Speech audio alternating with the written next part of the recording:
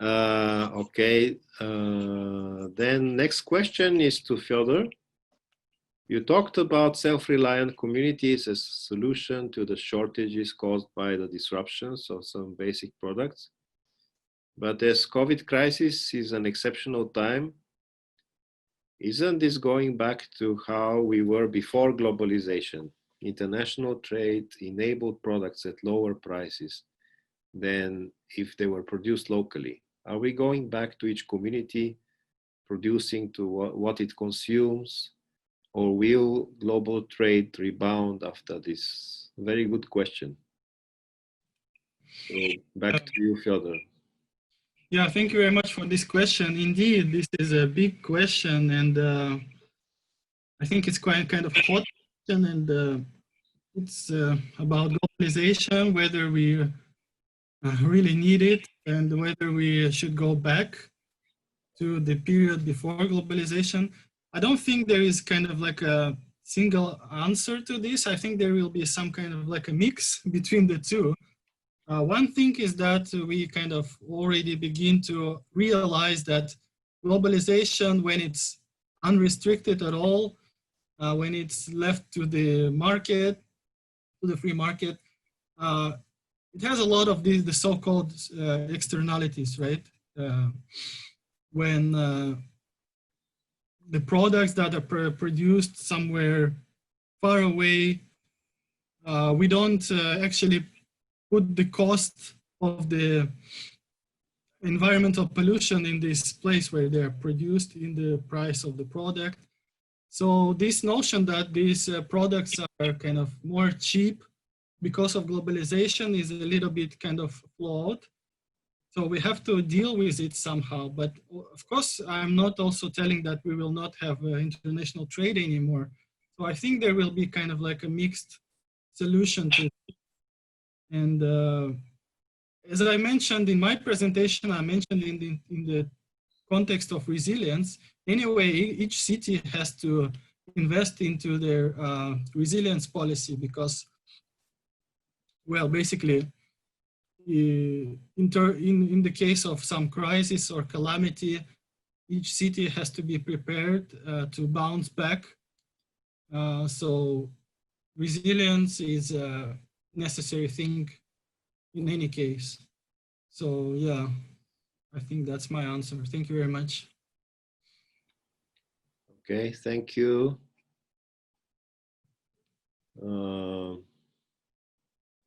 I think we should already go towards a wrap up, but okay, let me have one more question by Mr. Haisam Khan. And the question is to everyone. So let us take this as the last question, as time is really advancing. So an accountability and transparency mechanism focus should be adopted.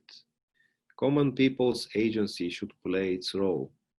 It's people of developing countries who have to decide whether their vote preference is politically motivated illusionistic nationalist goal or the real inclusive and sustainable development to minimize poverty gap and inequality by other means, economic stimulus or other financial interventions. People of developing countries have to recognize their priorities. Right. So, okay, let me ask again the four speakers about their thoughts. Mr. Jin?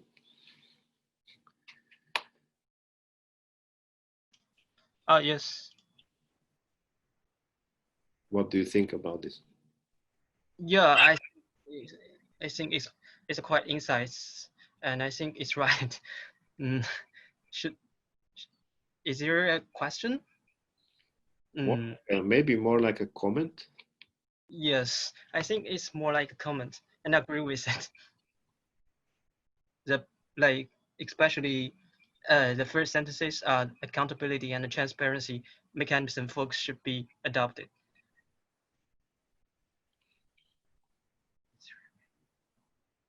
Yes, someone was talking about how maybe the government money, the fiscal stimulus, um, after the crisis to recover the economy could go again to like rich people and big corporations. So I think this is really a danger, and each country should have some mechanisms. Of course, not all countries are democratic, and even democracies fail at that function very often. But definitely accountability and transparency are very important in this time when we need really um, to influence the distribution of this money, where the money goes.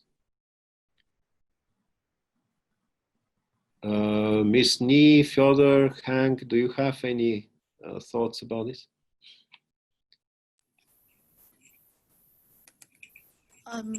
Thank you for the comments. Actually, I think it's more like the comments. So I agree with this opinion. So I also think that accountability and transparency is very important during a special period. At least, I think if it is a good government, at least the governance should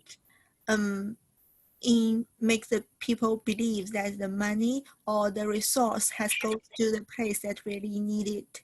So, how to say, it's like a good governor should let the people believe in it. So, more like when I do the research, sometimes it will be questioned like, is the statistics from the government really reliable? So I think especially in this kind of special period, it is very significant if it's government statistics or the government's data. All the things from the government can be transparency, can be accountable, and can be transparent. This is my thought. So it should be reliable.